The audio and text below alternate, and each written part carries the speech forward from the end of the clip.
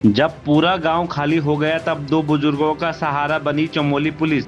पहाड़ के गांवों की खूबसूरती जितनी मन को सुकून देती है, उतनी ही वहां की खामोशी कभी कभी बहुत कुछ कह जाती है। जनपद चमोली के विकासखंड ज्योतिर्मठ के ग्राम पटोड़ी पांडुकेश्वर में इन दिनों ऐसी खामोशी पसरी हुई है। करीब 70 परिवारों वाले इस गाँव के अधिकांश लोग कपाट बंद होने के बाद तक के लिए लामबगड़ चले गए हैं। गाँव में अब न बच्चों की आवाजें हैं, न घरों की चहल पहल। इसी सूने गाँव में 78 वर्षीय हिम्मत सिंह चौहान और उनकी 65 वर्षीय बहन कुमारी पुष्पा अलग अलग रहकर अपनी जिंदगी गुजार रहे हैं। उम्र का ताजा का है, आजीविका का कोई साधन नहीं और सहारा भी गांव के लोगों का ही।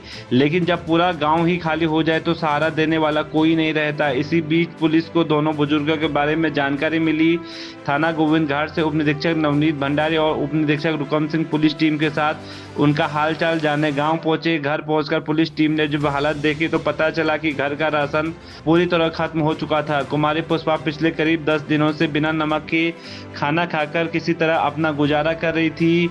यह सुनकर पुलिसकर्मियों ने देर नहीं की और तत्काल दोनों भाई बहन के लिए संपूर्ण राशन एवं आवश्यक खाद्य सामग्री की व्यवस्था करवाई। ऐसे में शायद राशन का एक पैकेट पुलिस के लिए छोटी सी मदद हो, लेकिन उस सुनसान गांव में अकेले रह रहे इन बुजुर्गों के लिए यह सिर्फ खाना ही नहीं था, यह भरोसा था कि कोई उनकी सुध लेने वाला भी है।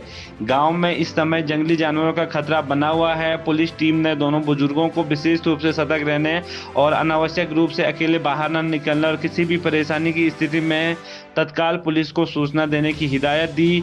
कपाट बंद होने के बाद जब गांव की राहें सुनी हो जाती है तब भी पुलिस की नज़र उन घरों तक पहुंचती है जहां मदद की जरूरत होती है, क्योंकि पुलिस की वर्दी सिर्फ कानून का पहरा देने के लिए नहीं होती। कभी कभी यही वर्दी किसी बुजुर्ग के लिए परिवार का हाथ बन जाती है। ऐसे में चमोली पुलिस की तारीफ जमकर लोग कर रहे हैं।